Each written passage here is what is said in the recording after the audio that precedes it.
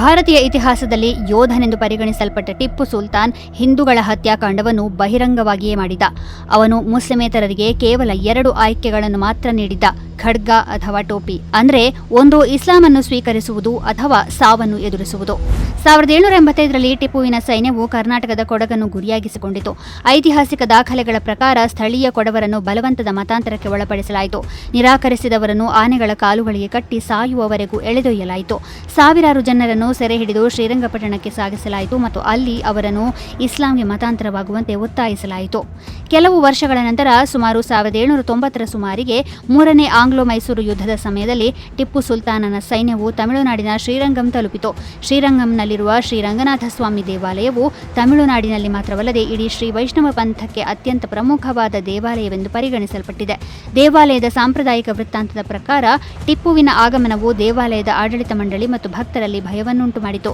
ಟಿಪ್ಪು ಶ್ರೀರಂಗಂ ಪ್ರದೇಶದಲ್ಲಿ ಸುಮಾರು 6 ದಿನಗಳ ಕಾಲ ಬೀಡು ಬಿಟ್ಟಿದ್ದ ಮತ್ತು ದೇವಾಲಯವನ್ನು ವಿನಾಶದಿಂದ ರಕ್ಷಿಸಲು ಪ್ರತಿಯಾಗಿ 1 ಲಕ್ಷ ವರಾಹಗಳನ್ನು ವಿಮೋಚನೆಗಾಗಿ ಕೇಳಿದ ಎಂದು ಐತಿಹಾಸಿಕ ವೃತ್ತಾಂತಗಳು ಹೇಳುತ್ತವೆ.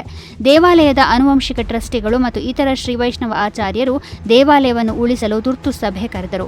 ಅವರು ಸ್ಥಳೀಯ ಹಿಂದೂ ಸಮುದಾಯದಿಂದ ಸುಮಾರು 1 ಲಕ್ಷ ರೂಪಾಯಿಗಳನ್ನು ಸಂಗ್ರಹಿಸಿ ಟಿಪ್ಪುವಿನ ಸೈನ್ಯದೊಂದಿಗೆ ಮಾತುಕತೆ ನಡೆಸಲು ಪ್ರಯತ್ನಿಸಿದರು. ಬಳಿಕ ರಂಗರಾಜ್ ವಧುಲದೇಶಿಕ ಅವರ ನೇತೃತ್ವದಲ್ಲಿ ದೇವಾಲಯದ ಟ್ರಸ್ಟಿಗಳು ಮತ್ತು ಸ್ಥಳೀಯ ಹಿಂದೂಗಳು ಅಗತ್ಯ ಹಣವನ್ನು ಸಂಗ್ರಹಿಸಿ ದೇವಾಲಯವನ್ನು ವಿನಾಶದಿಂದ ರಕ್ಷಿಸಿದರು. ಆದರೆ ಟಿಪ್ಪುವಿನ ದೌರ್ಜನ್ಯಗಳು ಅಲ್ಲಿಗೆ ನಿಲ್ಲಲಿಲ್ಲ. ಇದೇ ಅವಧಿಯಲ್ಲಿ ಕರ್ನಾಟಕದ ಮೇಲುಕೋಟೆಯಲ್ಲಿ ಮತ್ತೊಂದು ಭಯಾನಕ ಘಟನೆ ನಡೆಯಿತು. ಸ್ಥಳೀಯ ಸಂಪ್ರದಾಯಗಳು ಮತ್ತು ವಿವಿಧ ಐತಿಹಾಸಿಕ ದಾಖಲೆಗಳ ಪ್ರಕಾರ ದೀಪಾವಳಿಯ ರಾತ್ರಿ 800ರಿಂದ 1200 ಮಂಡ್ಯಂ ಅಯ್ಯಂಗಾರ್ಗಳನ್ನು ಹತ್ಯೆ ಮಾಡಲಾಯಿತು. ಶ್ರೀರಂಗಪಟ್ಟಣದ ಕತ್ತಲ ಕೋಣೆಯಲ್ಲಿ ಅನೇಕ ಕುಟುಂಬಗಳನ್ನು ಸರಪಳಿಗಳಿಂದ ಬಂಧಿಸಿ ಕೊಲ್ಲಲಾಯಿತು. ಇದರಿಂದಾಗಿ ಇಡೀ ಪ್ರದೇಶವು ನಿರ್ಜನವಾಯಿತು. ಅದಕ್ಕಾಗಿಯೇ ಇಂದಿಗೂ ಮಂಡ್ಯಂ ಅಯ್ಯಂಗಾರ್ ಸಮುದಾಯವು ದೀಪಾವಳಿಯ ಮೊದಲ ದಿನವನ್ನು ಹಬ್ಬವಾಗಿ ಆಚರಿಸುವುದಿಲ್ಲ, ಬದಲಾಗಿ ಅವರ ಪೂರ್ವಜರ ನೆನಪಿಗಾಗಿ ಶೋಕಾಚರಣೆಯ ದಿನವಾಗಿ ಆಚರಿಸುತ್ತಾರೆ. ಕೊಡಗಿನಿಂದ ಶ್ರೀರಂಗಂ ಮತ್ತು ಮೇಲುಕೋಟೆಯವರೆಗೆ ಟಿಪ್ಪು ಸುಲ್ತಾನನ ಕ್ರೌರ್ಯಕ್ಕೆ ಸಂಬಂಧಿಸಿದ ಘಟನೆಗಳು ಇಂದಿಗೂ ದಕ್ಷಿಣ ಭಾರತದ ಅನೇಕ ಸಮುದಾಯಗಳ ಸಾಮೂಹಿಕ ಸ್ಮರಣೆಯ ಭಾಗವಾಗಿ ಉಳಿದಿವೆ.